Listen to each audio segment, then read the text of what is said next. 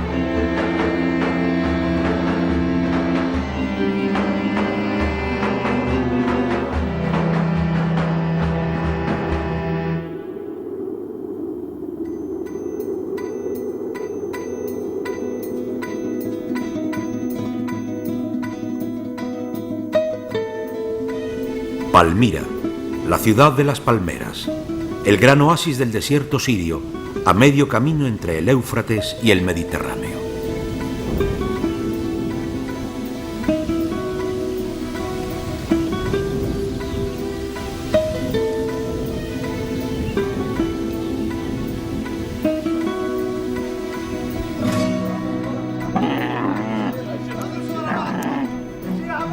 Durante siglos, las caravanas partieron de Palmira hacia la ruta de la seda.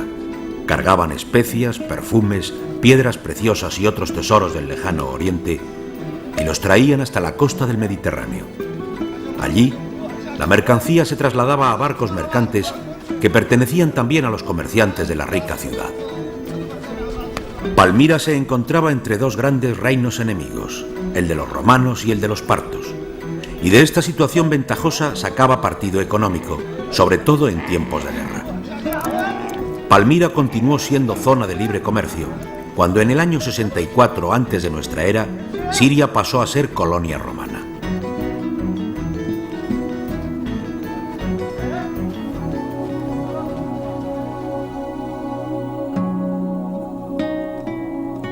Arquitectónicamente, la ciudad se adaptaba a los tiempos y a la correlación de poderes. La coyuntura recomendaba el estilo grecorromano, desde luego con algunos adornos orientales. Las artes y el comercio florecían, el comienzo de una edad de oro.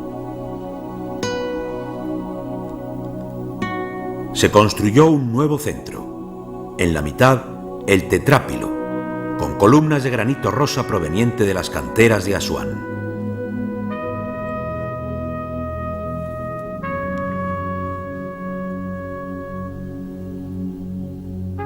En los pórticos del ágora, del foro, se encontraban entonces 200 estatuas, las efigies de los patricios de Palmira.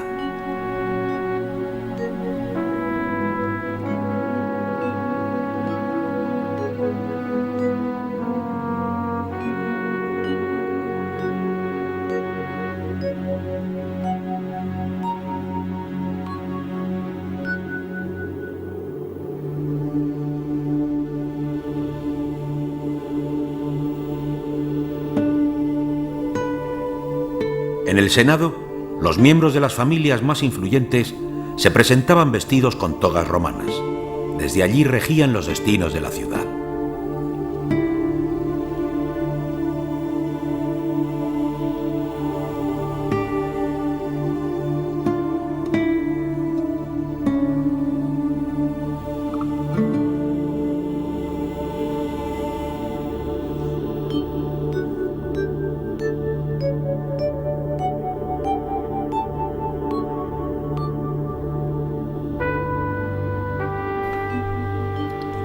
El teatro, con una fachada de palacio oriental como escenario.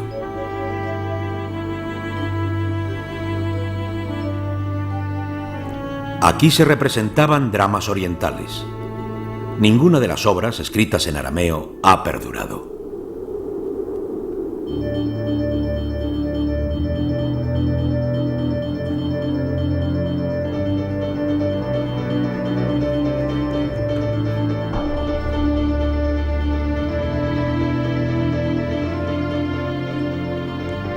A principios del primer siglo de nuestra era, Palmira construyó un templo en estilo romano para el dios supremo del panteón mesopotámico, Baal.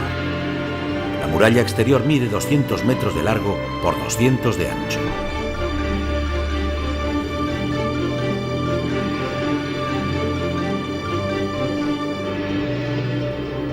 Se cree que Roma financió la construcción del templo para recompensar a la ciudad árabe por su incorporación al Imperio Romano.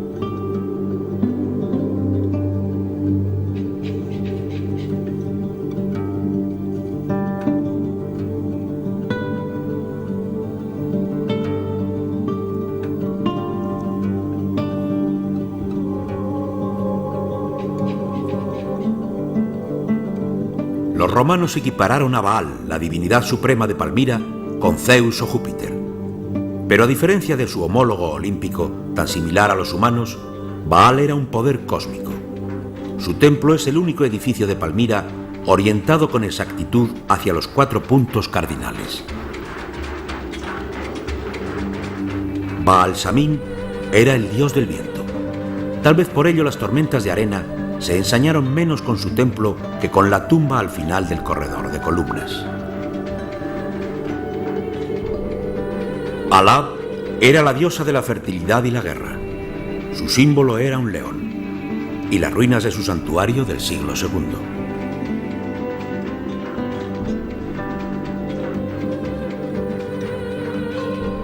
En los siglos II y III se construyeron edificios cada vez más caros y ostentosos. En su época de apogeo, Palmira gozó de autonomía en materia de impuestos y sus magnates participaron en el mundo de las finanzas del Imperio Romano.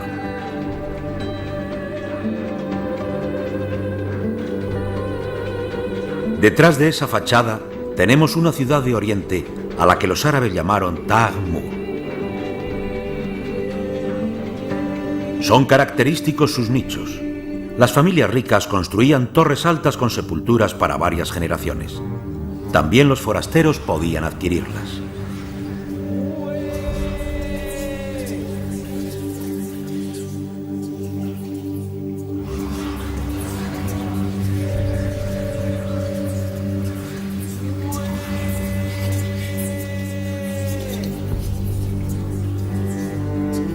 Los mismos constructores escogían como último lugar de reposo sarcófagos muy adornados, testigos de la vida cotidiana, de las riquezas y la belleza de su tiempo.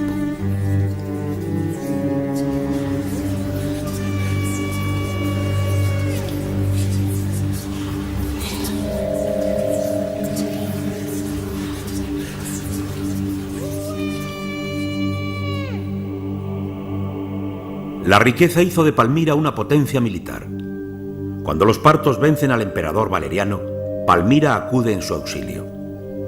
El nuevo emperador nombra a Odenat, señor de Palmira, gobernador de todo Oriente. Demasiado poco para su ambiciosa viuda, la reina Zenobia. Cuando asume la regencia, hace llamar a su hijo Augusto y se proclama madre del emperador. Zenobia, una mujer culta de legendaria belleza. Cuando sus tropas conquistan Egipto en el año 269, se colma la paciencia del emperador Aureliano. A la cabeza de sus tropas, derrota a los famosos camelleros de Palmira y asedia la ciudad. Zenobia intenta huir, pero es tomada prisionera. Aureliano no destruye la ciudad, entre otras cosas a causa de Zenobia, como confesará más tarde ante el Senado. Estaciona 600 arqueros en Palmira. A Zenobia se la lleva consigo para dar mayor lucimiento a su entrada triunfal. A medio camino hacia Roma, recibe la noticia de la insurrección de Palmira. Sus arqueros fueron asesinados en masa y un pariente de Zenobia ha sido proclamado emperador. Aureliano da media vuelta, retorna a Palmira, toma la ciudad y autoriza su saqueo. Sin embargo, la perla del desierto no es destruida por completo. Algunos edificios quedan en pie.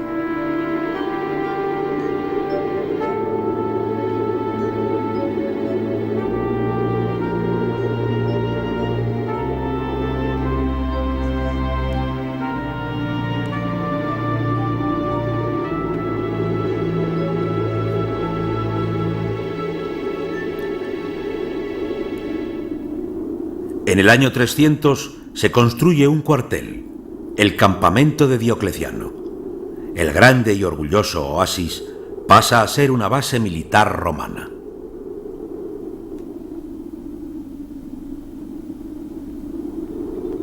Palmira nunca volverá a ser la ciudad que fue antes. Un acuerdo entre los romanos y los persas la pone fuera de las rutas comerciales. En lo sucesivo, Palmira quedará a merced de las distintas potencias protagonistas de la historia.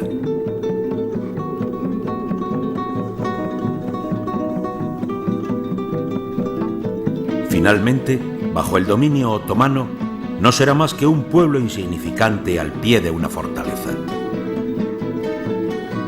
Ya nadie recuerda a los constructores de las torres funerarias que solo sirven de canteras.